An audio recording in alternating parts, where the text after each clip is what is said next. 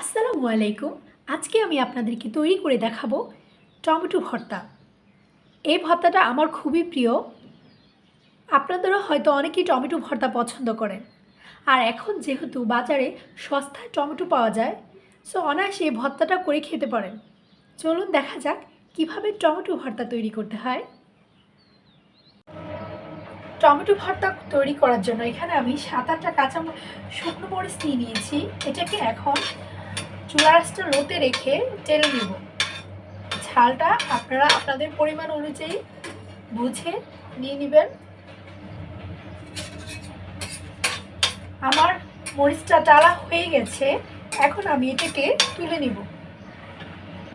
তারপর আমি এখানে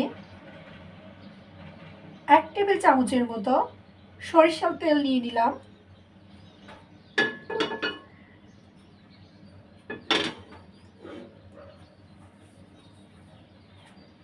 এখন 1/2 কাপের মতো পেঁয়াজ এই তেলে ভেজে নিব।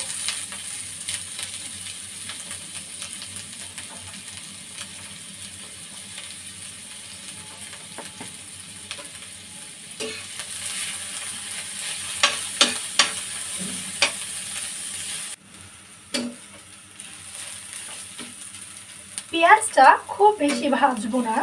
যখন পেঁয়াজটা নরম হয়ে আসবে তখন এ পর্যায়ে পেঁয়াজটা আমি তুলে নেব। এখন সেই একই হাঁড়িতে আমি এখন টমেটো ভর্তা করার জন্য টমেটোগুলো আমি মাঝখান থেকে দুভাগ করে এভাবে কেটে নিয়েছি। এগুলো এখন হাঁড়িতে নিয়ে নিব, নিয়ে এটাকে ব্রাউন স্পট করে ভেজে নিব।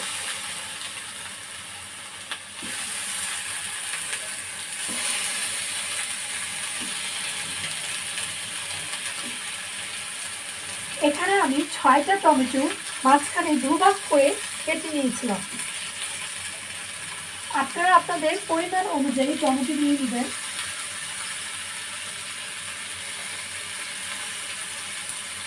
এবং টমেটোর সাথে আমি এখানে কিছু রসুন, আস্ত রসুনও টমেটোর সাথে ভেজে নিব। এখানে 7-8টার মতো রসুন নিয়ে নিয়েছি। আপনারা আপনাদের টমেটোর পরিমাণটা বুঝে রসুনটা অ্যাড করে নেবেন। এই রসুনটাও টমেটোর সাথে সিদ্ধ হয়ে যাবে। এখন এটাকে আমি ঢেকে দিব।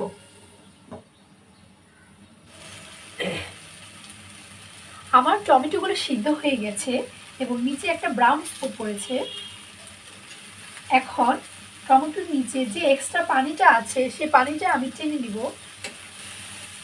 এখন টমেটোটাকে আমি চুলা থেকে নামিয়ে ফেলব।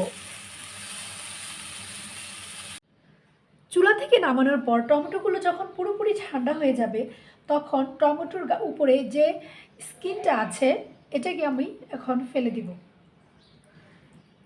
স্কিনটা আলগা হয়ে থাকে, এটা জাস্ট টান দিলেই উঠে যায়।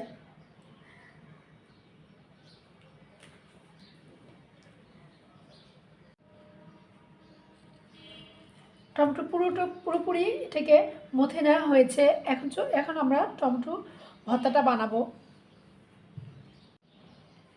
এখন পরিমাণ মতো লবণ নিয়ে এই যে মরিচগুলোকে আগে ভেঙে নিব,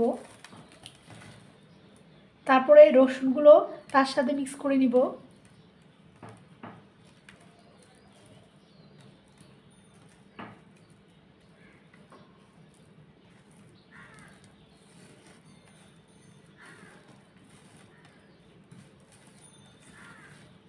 তারপর মিক্স করে নিব পেঁয়াজ, তারপর ধনেপাতা,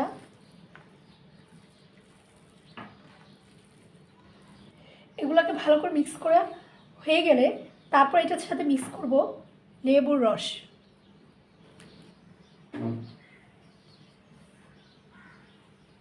তারপর এখানে মিক্স করে নিব 1 চা চামচ চিনি।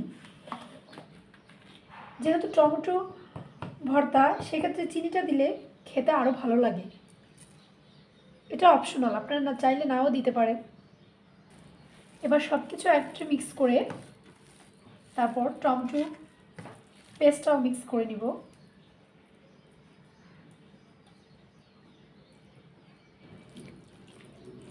এবার সব কিছু একত্রে ভালো করে মিক্স করে নিব। তারপর সাথে দিয়ে দিব সরিষার তেল। সরিষার তেল ছাড়া মনে হয় ভর্তাটা সম্পূর্ণ হয় না। পরিমাণ মতো সরিষার তেল দিয়ে নিলাম।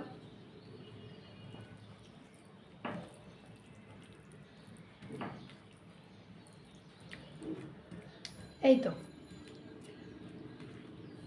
টমেটো ভর্তা রেডি।